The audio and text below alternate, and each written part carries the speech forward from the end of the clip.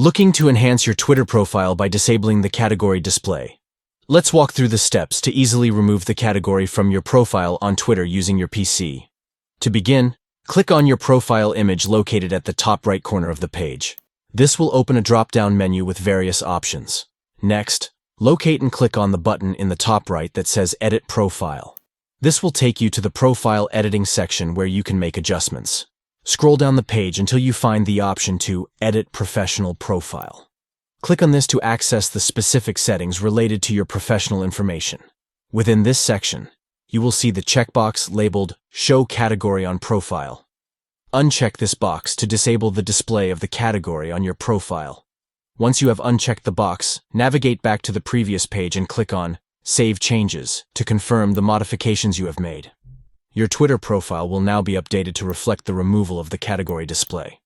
By following these straightforward steps, you can customize your Twitter profile to better suit your preferences and professional image. Take control of how your profile appears to others and make the necessary adjustments to showcase your profile exactly as you desire.